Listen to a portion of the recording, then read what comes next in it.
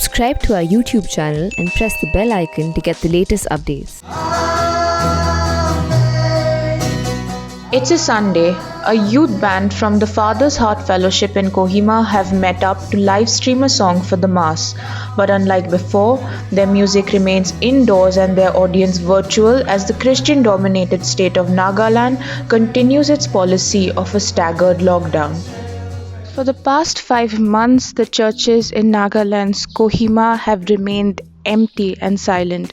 What would otherwise have been a busy Sunday congregation filled with sermons and music has just been substituted by these empty benches and quiet echoes. Despite the change in the standard operating procedures by the state government, which allows for religious congregation to be held with a strength of 30%, many of the churches here have chosen to remain closed and to go digital. If we see the protocol SOP of the government of India declaring almost 2 months back to open the religious places, we understand this is most related to kind of a Hindu worship service, because unless they have a festival, Hindus have more of an individual worship service. So they will individually come, and the teachers or whoever is in charge of the temple, they will come and then do the rituals. But here, our congregation form of worship service, everyone should come together, not individually, except for individual prayer. Everyone should come together and worship. Therefore, we cannot say you should not come and I should go. Everyone can come together. So that's the problems that we are facing here. As a church pastor, we have many issues involved in this lockdown, because the church is kind of a gathering community. So without coming together and doing ministries or worship, then it also becomes just like already a lost community. We have so many other things that if we study deeper, but some of the major things that I noticed as a pastor in our church is that the first one is the absence of worship and fellowship. That's the fundamental things that I find missing as a church community. Because as a church, we survive by fellowship, people coming together. And the second one is the worship, connecting with God through community worship. And that's completely absent due to the lockdown. As a church, in terms of activities, in terms of fellowshipping, in terms of worship, we are losing a lot in this area. And I feel kind of a little empty, since we are not individual worshiper, we are community worshiper, which we call in church circle congregational church. So without the congregation, even our talk and video becomes little empty for us also. Using new unfamiliar technologies for sermons and worship services has become the new normal for the pastors in many churches here. Sunday masses and Bible studies are now live streamed through a variety of platforms like YouTube and Facebook. We do through online. We try to reach out our church members through online, especially on Wednesday.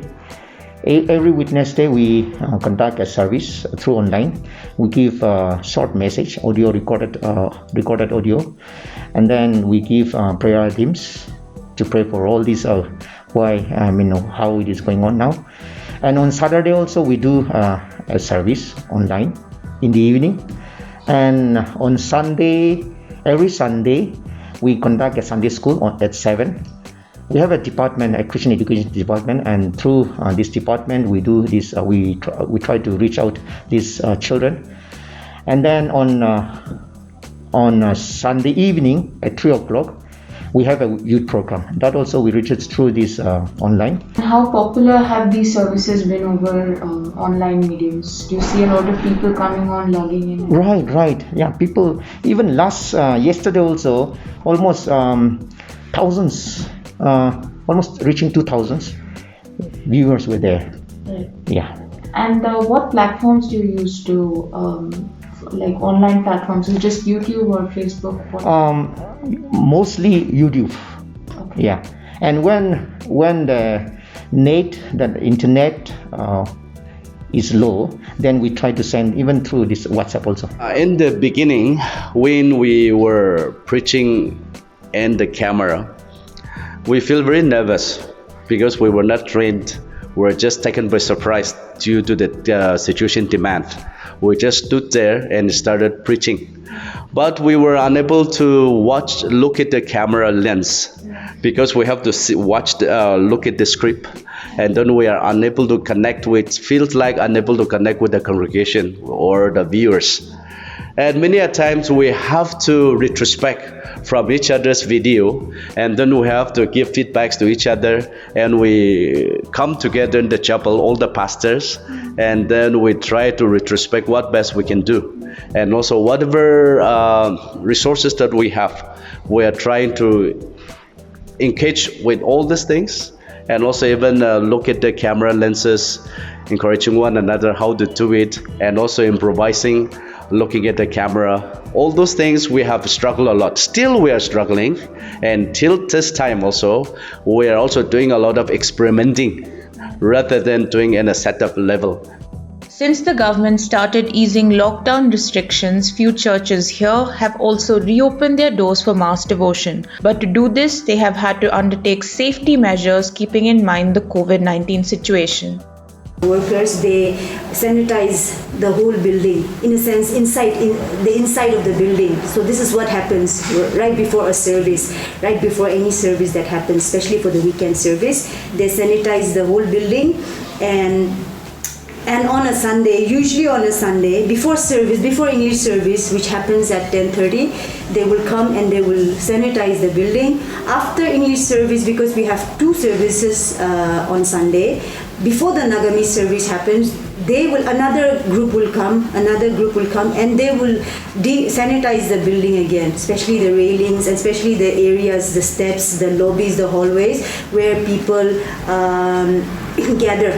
We have asked people, and we have put up boards, placards in different places asking people to have their masks on at all time, maintain the 1 meter distance, and not to shake hands, and not to have kids below 10 years and adults above the age 65 and above, not to have them come to church, and also pregnant women.